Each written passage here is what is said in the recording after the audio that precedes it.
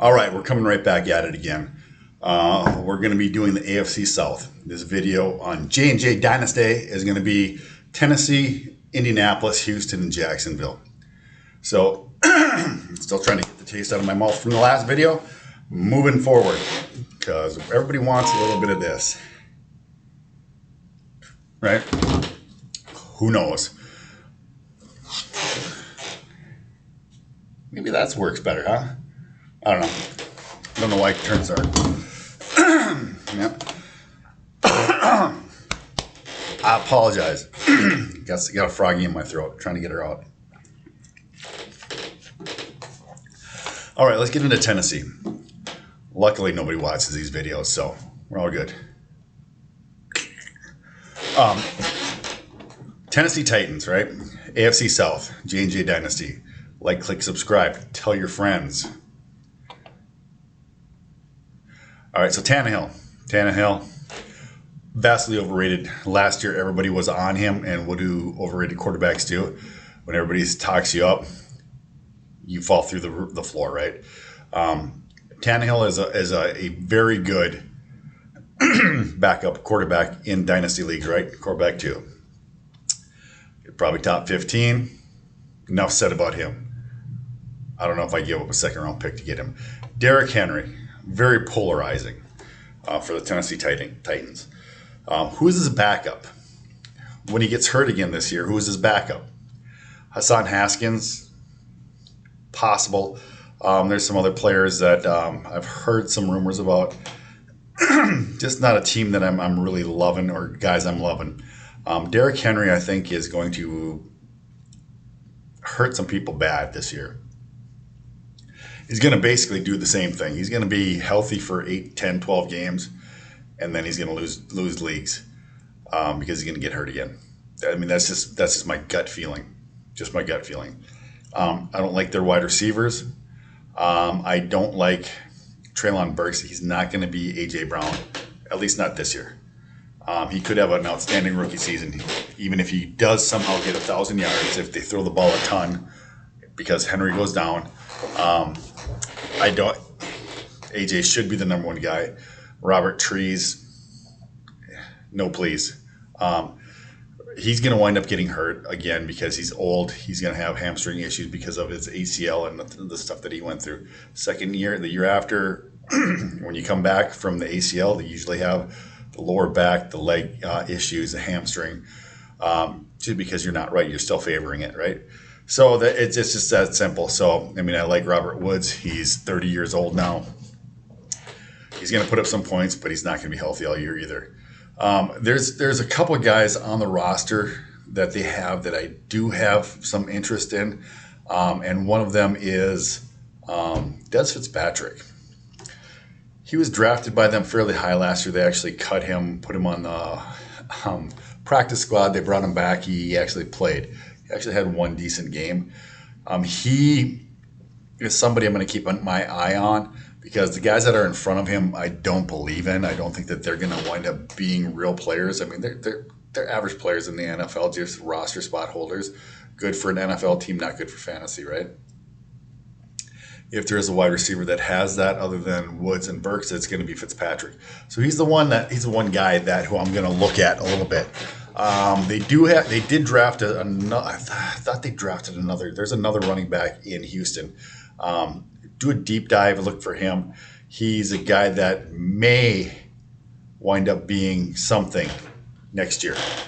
So take a look at that. But I mean, the problem with all that is that they got Haskins and Henry, and it sounds like you just plug one in after the other. And they're going to want to run the ball. But if Henry does wind up getting hurt again this year, next year's a running back draft. So they'll wind up drafting a running back. They'll probably get, quarterback too, because they don't have quarterback either. Malik Willis. Yeah, it's Malik Willis, isn't it? Ritter's in Atlanta, yeah. Don't touch either one of them. Just don't do it. I went on record on videos a month before the draft saying I wasn't going to have a share of any of these quarterbacks in this league. That's going to remain for sure until maybe at the very end of the season. I may pick up a guy or two just to stash to see if they appreciate in value and somebody wants to pay too much for them in the offseason. That's the only reason. I don't think they have much future value. There's one guy who might be a sleeper, and he has a chronic knee problem, but we'll get to him when we get to the NFC East. So this one, Tennessee, no. If things break right for them, they could be good as a team. It depends on their defense. I just don't see a whole lot of fantasy value there for them. A lot of guys who I don't like. Maybe that's how I'll put it fantasy-wise.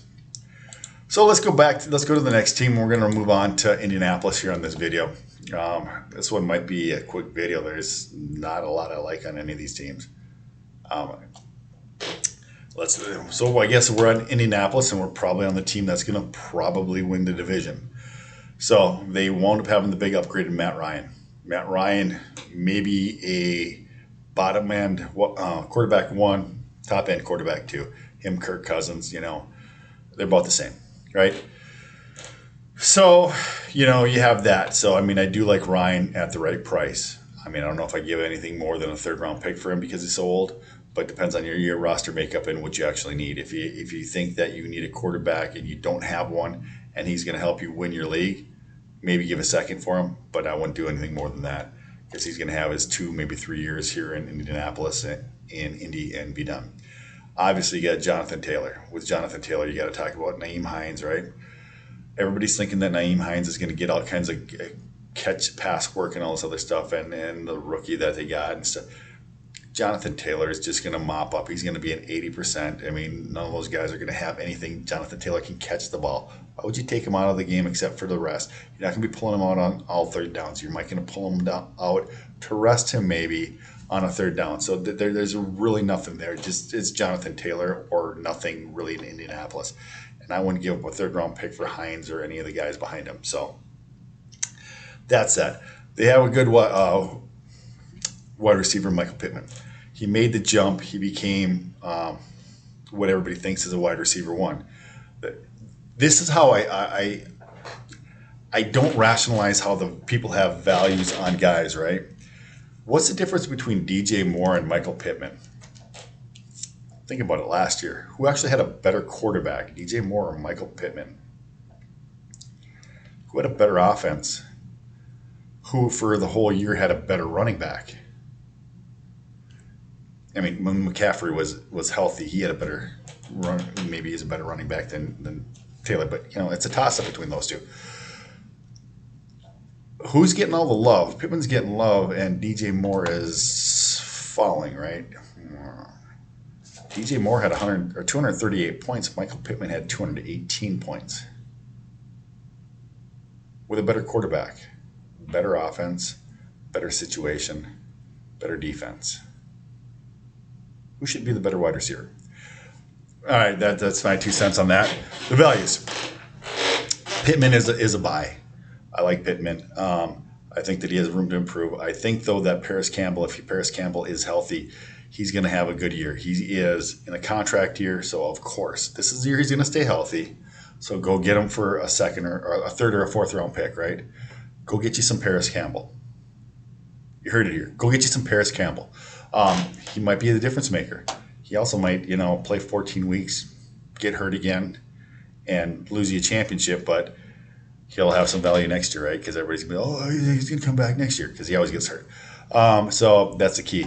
Alec Pierce as a rookie, I like him a lot. He's got a lot of the athletic ability that you're looking for in the wide receiver position. He's got good hands. So he's got a quarterback that can throw him the ball. So I do like him. Other than that, those 3 guys are the only 3 guys you really want to touch on the Indianapolis wide receiver spot, catching the ball. Let me look a little bit further down. So you get you don't have a whole lot there. What else? Tight end. Now let's see. I know they brought crap in. They've got Kylan Grayson, who last year everybody had a lot of love for, and I've checked him out. I do not like his profile. Mo Ali Cox, yeah, good. Matt Ryan hasn't thrown to a tight end since, who was he? The guy that came from Kansas City.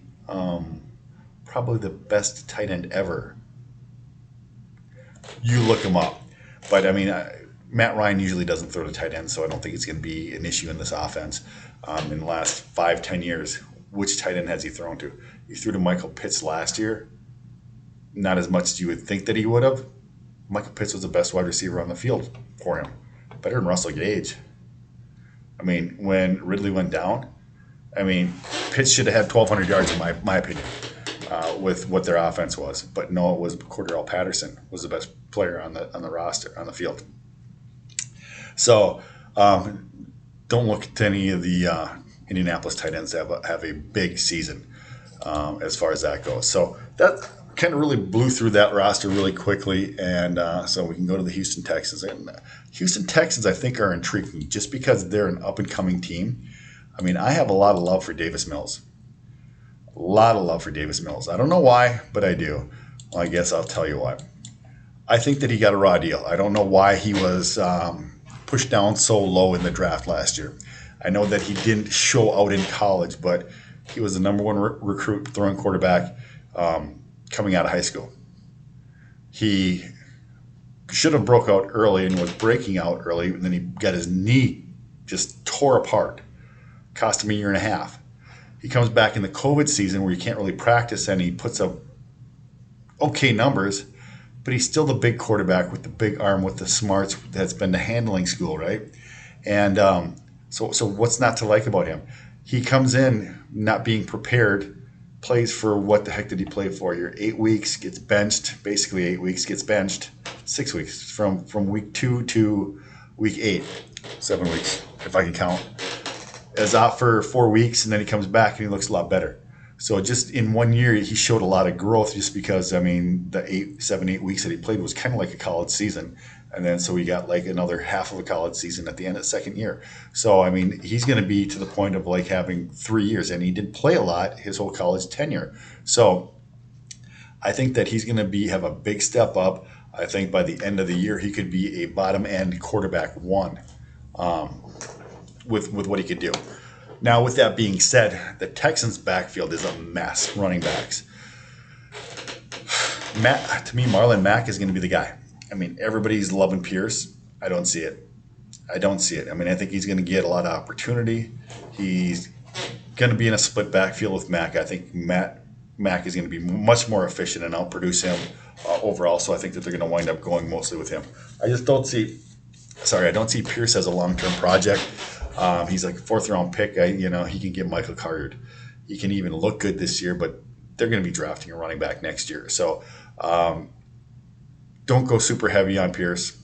That's just my advice. Don't go super heavy on Pierce. They've got one of the best young tight ends as an up-and-coming tight end. I think that Brevin Jordan is one of the guys that you should be putting on your roster. If you can get him for a 3rd-round pick, do it. Do it.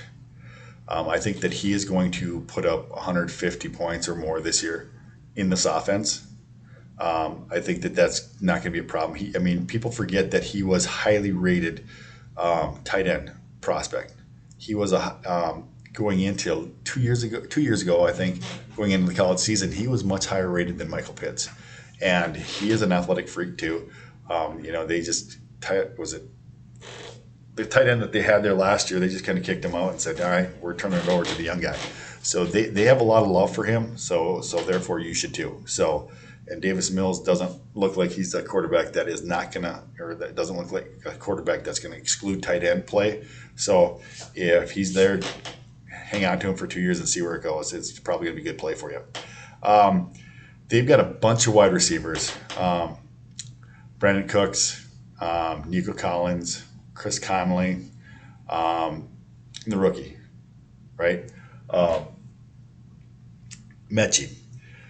Now, Mechie is probably going to be hurting out for a while. So Mechie doesn't excite me. I think the only way Mechie excites me is that if he winds up having a big-time connection with Davis Mills and can become something like Michael Thomas, where he's going to get targeted 12 times a game. If that happens, Mechie can be good. If he's going to be a 5, 6, 7 targets a game guy, he's just going to be a guy on the bench. He's going to get you your 170, 180 points, and you're going to wonder why you have him on your bench. So that said, I mean, the same thing with Nico Collins. Somebody's got to become the number one wide receiver here other than Cooks, because Cooks is going to be here for this year yet, maybe traded during the year. Mills is going to have to throw the ball to somebody. And I do think that Jordan is going to be one of the guys that he's going to throw to. So with that being said, that's kind of a real quick rundown of the Houston roster. I like Mills. Go get you some Mills. Brandon Cooks, I like Cooks. I mean, he should be a late first round value, but I don't know if that's where his value even is. Nico Collins, Mechie, yeah. Chris Conley, nah. I mean, if you have to keep him on your roster for wide receiver 7, okay. I mean, if there's some injuries, if Mechie doesn't come back, he could have some games. But yeah, Mechie, Nico Collins, I mean, both those guys, I don't see them being a superstar. So, and that's what you kind of want as superstars. They're young guys, and maybe you can get some appreciating value for them, and then you can maybe turn them around and sell them for something else that you like better. So, other than that, no, not really. So that's pretty much your Houston Texans roster. Mills, if you can just get Mills and what's his name, tight end, go get those guys. I've got like 4 shares of them on different teams, so, and got them together. So when Mills goes in, Jordan probably going, even though I have much better tight ends than Jordan. So I feel that strongly about him. And it may take 2 years because tight ends do bloom late, but I think he's definitely going to be an up-and-comer and get some value in him. So let's get to the last team here in Jacksonville. Jacksonville, there's a whole lot of nonsense going on in Jacksonville after the Urban Meyer's fiasco. All right, so with Jacksonville, Trevor Lawrence. Don't like Trevor Lawrence. Don't like him. I mean, there's a whole lot to not like on Jacksonville. Let's just say that, at least for me. Watched Trevor Lawrence for 2 years at Clemson. They talked him up. I never saw the franchise quarterback of the future, the whole 9 yards. Supposed to be the most pro-ready quarterback since Luck, since Elway, since whatever. 236 points. And now, granted, I mean, Urban Meyer may have had something to do with that. I didn't see it. I mean, they talk about his size, his arm strength, his running ability. He looks like a guy to me. His arm strength, I don't see impressive arm strength like Zach Wilson with him. I don't see it. Even Malik Willis, I think he spins the ball better than Trevor Lawrence. I don't know. I mean, I've been wrong before. I'm going to be wrong again, and I just don't see it. I'm not a fan. I mean, running right down the list of what they got here, Christian Kirk, I'll pass. Not in a good way. Not like throwing pass and catching. I'll just pass on him. Sorry. See ya. Catch you later. I know he had 201 points last year. I don't know how. I mean, maybe I'm thinking about this backwards, like the scenario I said before with DJ Moore and Pittman. I don't know. Kirk doesn't excite me. Where did Kirk's points all come from? He had 24 points in one game and 24 points in another game. Other than that, he was like 15 points or below almost every game. A lot of low point games. And that's his career year. And everybody's been waiting for him to bust out. And he got paid on that. I don't know that he's got a quarterback that can get him the ball like he had in Arizona, right? So, and again, D-Hop was out all year. So, I mean, the number one wide receiver wasn't in Arizona. That's the only reason he took the step up. Otherwise, he wouldn't have. James Robinson is an afterthought as far as for Jacksonville. He's not going to play this year. I mean, everybody's on Cam Akers for coming back within 6 months. James Robinson in 2 years, he's going to come back and he's going to be a never was and never will be again. You got to remember, James Robinson came from a small school. James Robinson was a senior when he came out. James Robinson wasn't supposed to start the year that he started, right? It was the perfect storm for him to get that.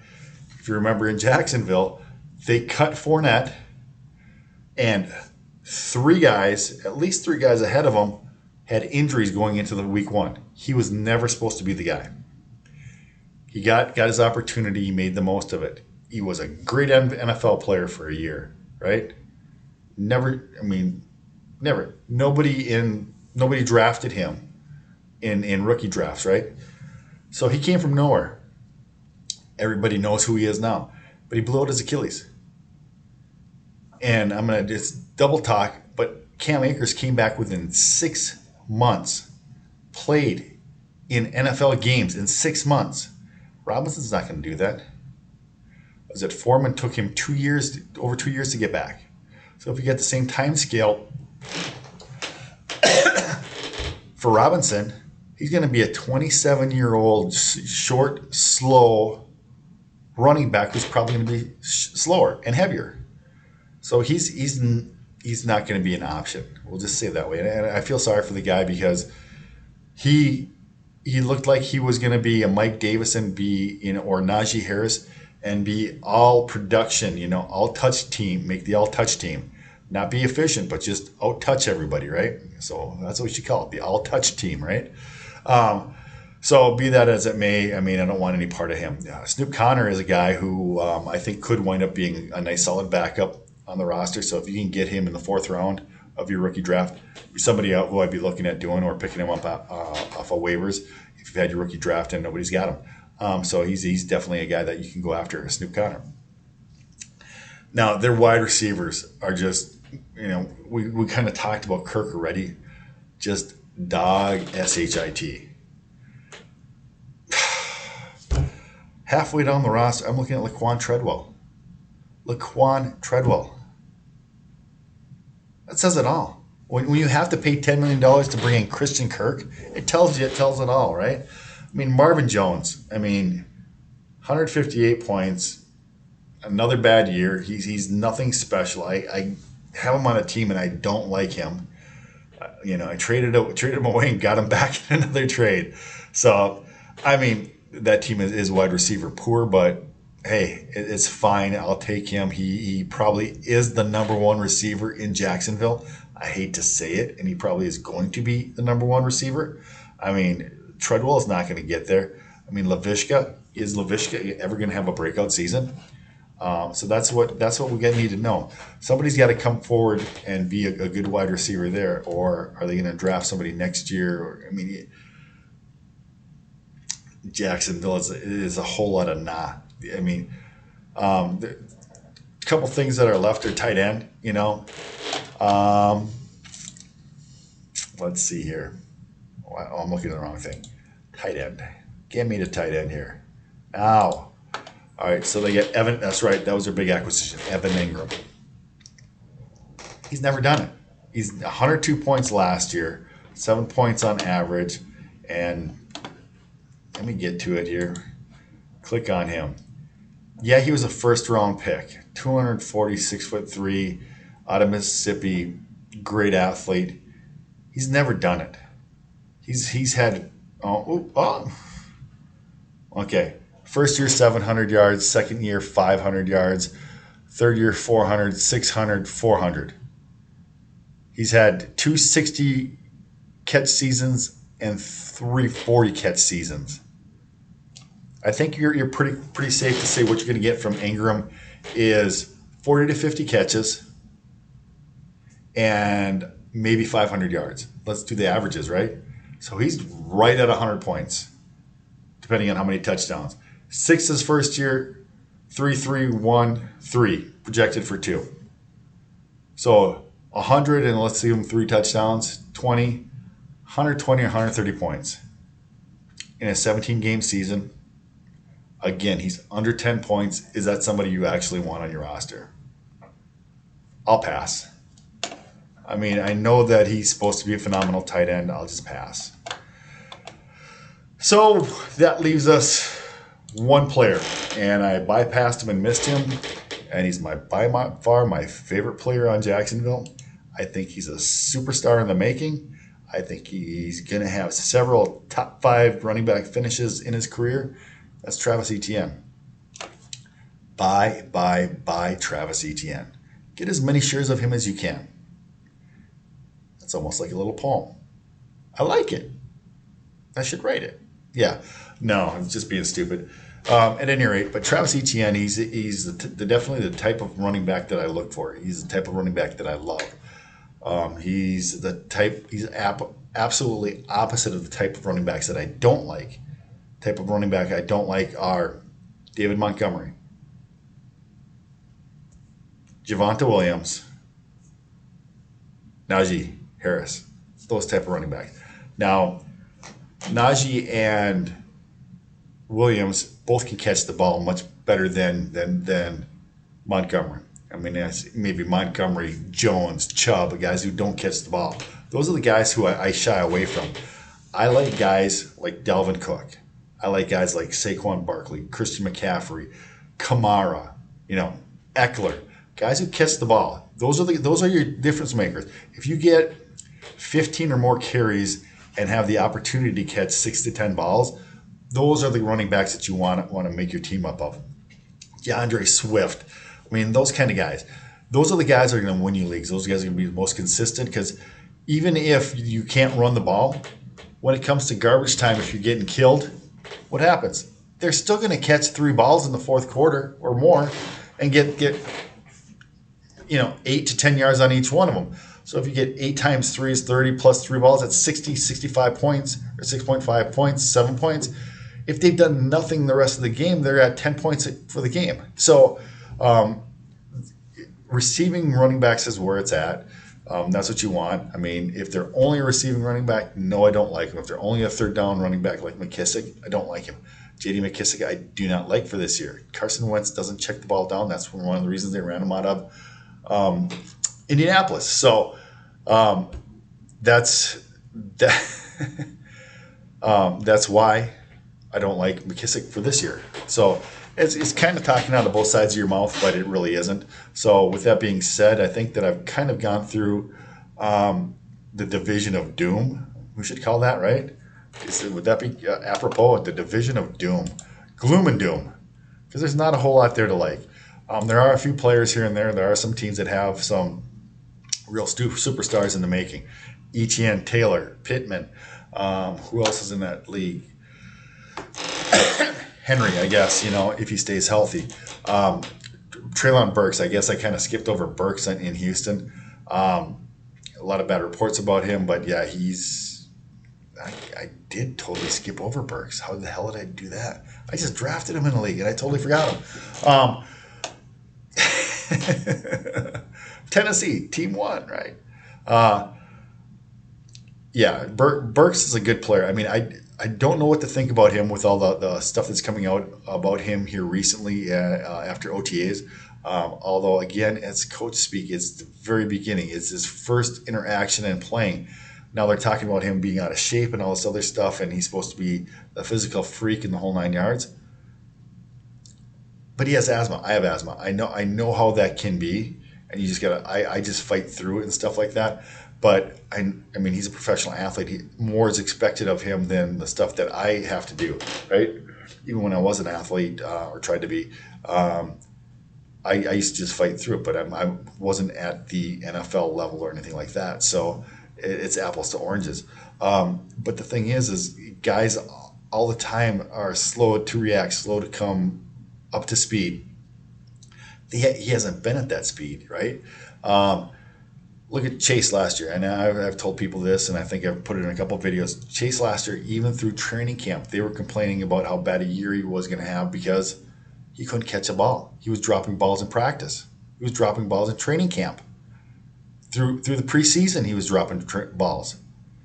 So they were all over him. And what does he do? He puts up 300 points. So take what everybody says about all the rookies, the coach speak, with a big grain of salt right now. So that's my video, I guess, for the division of doom, the AFC South.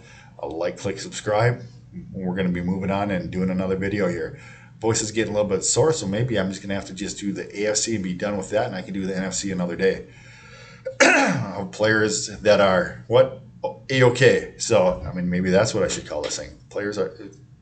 These players are A-OK and get them on your roster. Yeah. All right. Like, click, subscribe. Until next time, do good. Oh, change the video. Different mouse. Great.